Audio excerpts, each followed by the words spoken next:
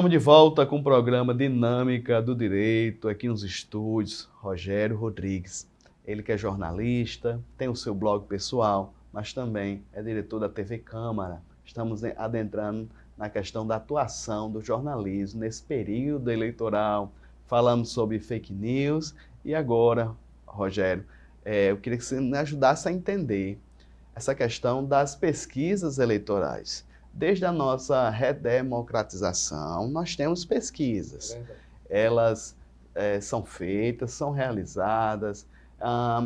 Antigamente era só questão de presencial, tinha aquele formuláriozinho preenchido. Com a disseminação do telefone, dos smartphones, nós temos outros tipos de pesquisas também pelo telefone, mas de uns tempos para cá, Rogério, vamos pegar de 2018, 2020 até os dias atuais, elas têm sido bastante contestadas.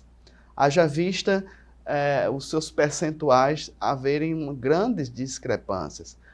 No primeiro turno, nós tivemos algumas surpresas de pessoas que estariam no terceiro lugar, eu vou citar aqui para senador, em alguns estados, estava em terceiro lugar e, de repente, na urna, ele se sagrar eleito. É verdade, aconteceu muito. Como entender esse tipo de realidade?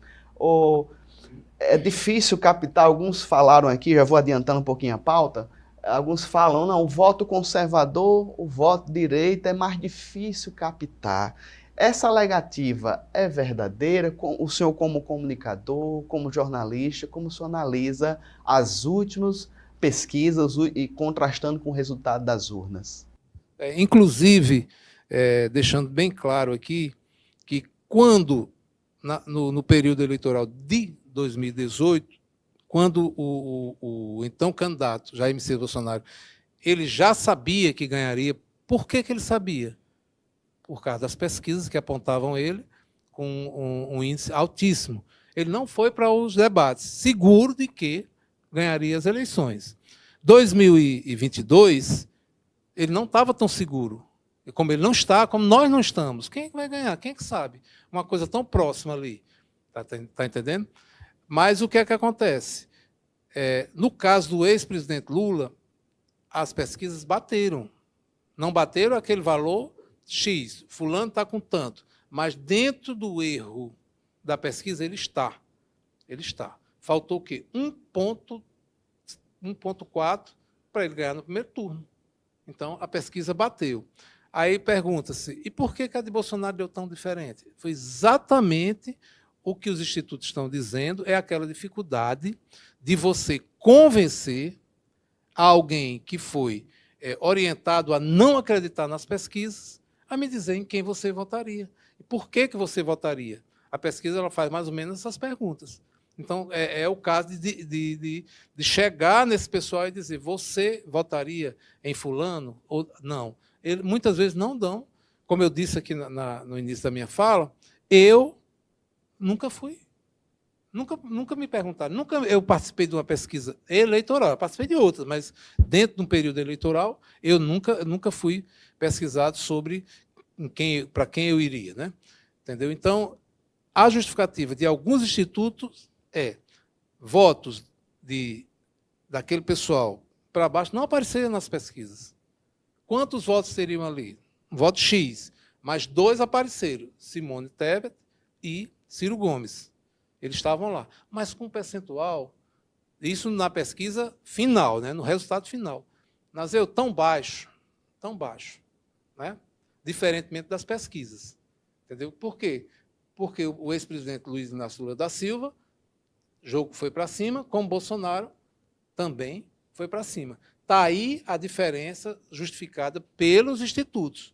Migraram-se muitos votos de Ciro e de Simone para Bolsonaro, menos de Lula. Também migraram para Lula, mas bem menos do que o percentual que foi para isso. A justificativa das pesquisas. Agora tem uma coisa, institutos de pesquisas vai ser agora tira-teima agora, nesse segundo turno. Entendeu? Se tiver havido tendências nas pesquisas, credibilidade de muitos desses institutos vão estar em xeque-mate. O que eu, como comunicador, gostaria que não fosse real pesquisa que está aí. A pesquisa influencia, mas eu influencio muito, e muito. Sabe por quê? Porque ainda tem pessoas, e não são poucas, que dizem assim, eu não vou dar meu voto perdido. Eu não vou perder meu voto. Está entendendo? Candidato tal está embaixo, eu não vou perder meu voto. Isso aí pode ser que esteja acontecendo. A pesquisa sabe disso, né? Determinadas pessoas sabem disso e podem influenciar, o que eu gostaria que isso não acontecesse. Eu espero que eu tenha atendido a sua expectativa. Rogério, essa semana, até o momento da gravação desse episódio, tem movimentações. Marcos Duval, que é um senador, por exemplo, está coletando assinaturas para uma CPI, uma comissão parlamentar de inquérito, para investigar, notificar essas empresas, para elas irem no Senado, na Câmara, se explicarem. Como o senhor vê essa iniciativa?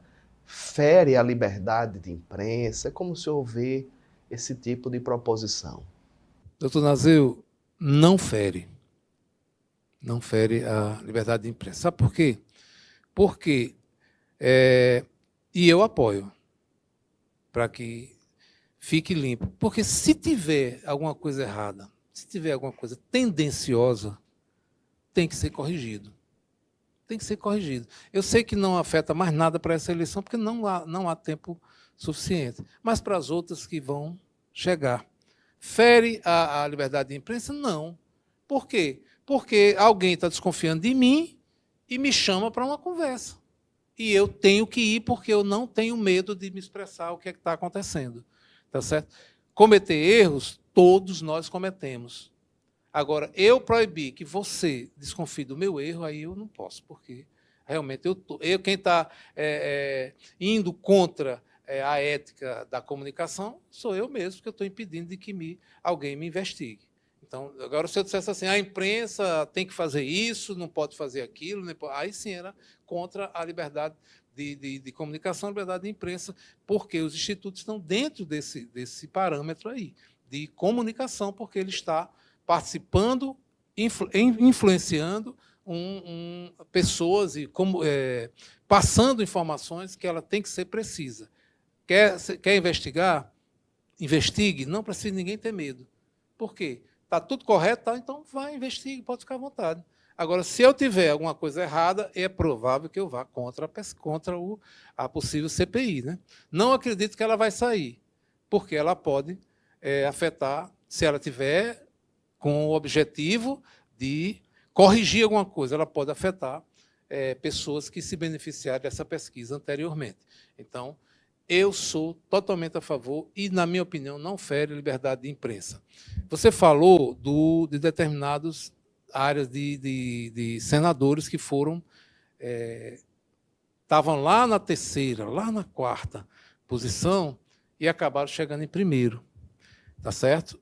Dificilmente um instituto desse, inclusive no Rio Grande do Norte, foi um caso. Vamos falar de casa, vamos falar logo na nossa casa. Né?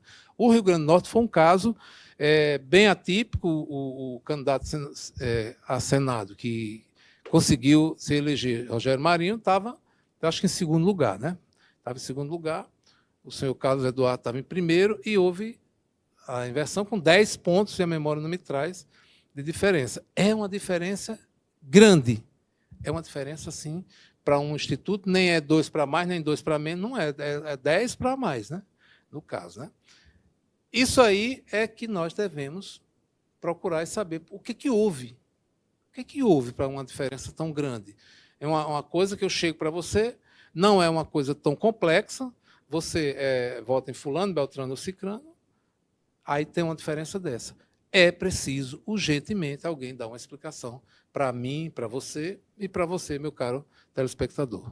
Muito bem, estamos conversando aqui com o Rogério Rodrigues, ele que é jornalista, blogueiro e também é diretor da TV Câmara, nos ajudando a entender esse fenômeno, a atuação, na verdade, do jornalismo, nesse período eleitoral. Nesse bloco falamos sobre as pesquisas e vamos encaminhando para as considerações, Rogério, no próximo bloco, mas também